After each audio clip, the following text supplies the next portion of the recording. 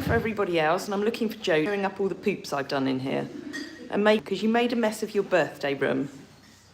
Anyway, there's Jodie. Look, complete with brush, bucket. You see, you know, even we try and make things clean and tidy, but the horses never want it to be clean and tidy. There's Yodel's bottom. And look, we've got Vince, we've got everyone. We've got a Vince, we've got a Frey, we've got a Diane, and we've got a Lisa. So we're actually doing Yodel's early birthday party just a little bit early because her birthday is actually on Friday. So I'm just going to wait for a minute. You can just watch Yodel for a little bit while we wait for a few more people to join. Yoda's life history, since being at the sanctuary, because you've actually been here all your life, haven't you, darling? So there's a close-up of the Yoda eye. So let me just move you back. And I'm come on this side so that we can see you a little bit better. As I say, I'm just going to leave you on there for a second. In fact, no, I'm going to pass you over to Frey for a second while I grab my coffee. Because my coffee... Well, what does that say? Yeah. yeah.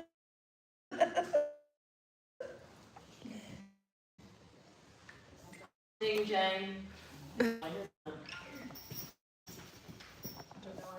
I don't know. I've got There we go. Look, we've only got Jane with us. We'll have other people with us whose name we just see. But there is the beautiful. I'm gonna kick now at the gate because you know that there are birthday apples, bananas, leaves, some cow pass a bit later.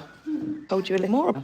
So, Vince, you don't get a birthday cake because it's not your birthday. Doesn't the horse get a cake and we share it, no? No. Well, you can... Yoda, darling, Yoda needs some people loving. So she needs a bit of attention because, unfortunately, I can't do that as talk and camera. Not very good at multitasking these days.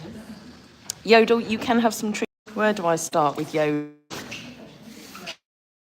So Yodel, a little bit of a miracle baby, to be honest, because her mother was one of my original mares. We've got a few more people. Hi Nisha, hi Ruth, hi Nancy. So her was Femma, and some of you will know that Femma was my original model mare. And Jolanda is probably the most similar to her in stature. And the reason I call her a bit of a miracle baby is because when I chose to breed Femma again, I wanted to breed a Friesian with a low kinship percentage, because those inbreeding percentage and kinship percentage are two of the things that you try and breed to a number. She's happy now, she's getting some pampering. So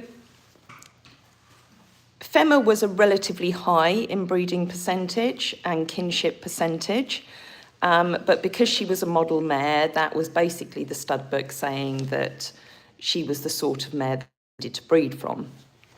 So this was obviously back in the day before we were an actual sanctuary. So although she's a resident of the sanctuary now, she originally bred because, as I say, I wanted to breed a horse with a low inbreeding and kinship percentage. So her father is a stallion called Yout, who is known for being... that's right, Jolanda, don't trump I talk about your father. Honestly, there's a bit of a theme at this farm, isn't there? It was. So Yout, very elegant, upstanding horse with those that were built uphill. Yep, you're demonstrating that perfectly, Diane. And Jolanda is our biggest Friesian here. She's bigger than Kreutzer. She's over 5 foot. She is over 5 foot. So she stands at 17 hands high. And as I say, she does have beautiful stature. She is quite uphill, but she struggles with other issues we'll get on to in a minute. I don't know whether we're losing connection at the back of the barn here. It's very pixelated, but we are recording it, aren't we? We are recording well. I think maybe if I stand closer to the receiver, then it might not be so bad. Yodel, you'll have to come and keep headbutting me and we'll do close-up shots of you. Well, that smells nicer. So as I say, her father was Yaut, and at the time when we wanted to breed her, there was only frozen semen available for Renska, who many of you know, Speed Queen, our golden girl Renska, or Auntie Wren. So for those who didn't know, I'm a sister. So the idea that year was that we'd breed both Renska and Femma with Yaut. So I imported the frozen semen over, and again, for those who know, the semen has a motility of at least 40 or 40%, whereas Yaut's frozen semen had a motility of 16. So the chance of having any healthy swimmers sample of semen was quite remote. You don't need to duck. You really don't need to duck. Jolanda's biggest fans. That sounded wrong. That sounded so wrong. I'm sorry, Liz. No, not the tallest fan. You're one of her number one fans, just like Jane Holden is one of. So yes, we tried several times with both Renska and Femma. Renska wasn't going to take and never did, and it was literally on the last sample of semen where Femma actually took and became pregnant with Jolanda. So anyway, the pregnancy was all quite straightforward. It went well. She popped around and she came out, and she was a very big foal, just as a lady now, with exceptionally long legs. Throwing numbers were a little behind through the hind legs on her. It was almost like she was sickle hocked, so her back legs were so long they sort of curled underneath her, so she was very, very weak behind. So we kept her in for, I think it was a couple of weeks at the time, just to allow her to strengthen a little bit. We turned her out. Are we still badly pixelated? We seem to be. Yeah. I don't know whether I'm better standing over here. Yeah. Anyway, she then went out and she started growing up. She went out in the field, and we took her to the Friesian gradings.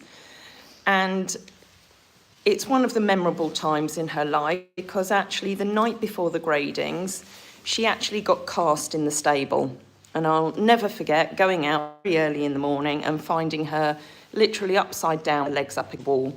And I have sometimes wondered over the years whether that's one of the reasons why she subsequently had some issues, but I'm sure it was related. Anyway, she went through the gradings and she was awarded a first Premi, which only about 5% of Friesians get.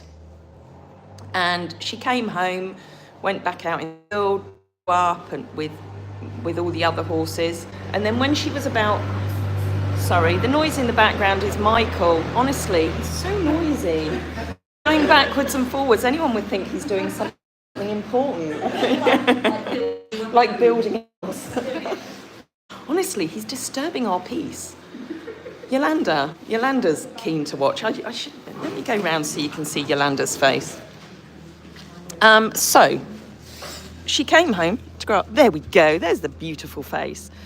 And doesn't she look stunning? She has such presence. Absolutely wonderful presence. And she looks so beautiful when her ears are forward. But she does quite often put them back, usually at the boys. Anyway, I'm waffling on about her early days. What happened was when she was about 9 months old, she went quite lame. And I had one of the local vets, a wonderful vet called Jane King, who came out and she's like, yes, she's suffering with something called epiphysitis. And it's where there's inflammation in the growth plates because her father was very tall, her mother was very tall, and she was growing too quickly. So we had to restrict her diet straight away so that she wasn't getting too much to eat. Not give her too much to basically slow down her growth. She didn't really slow down growing, and she ended up with, she had a very narrow chest and both her front legs were turning right out. So over the next couple of years, our farrier Chris did an awful lot of corrective shoeing with her to try and help to turn her legs back towards the front, because it was really quite shocking. I don't know whether you remember that, Jodie, do you?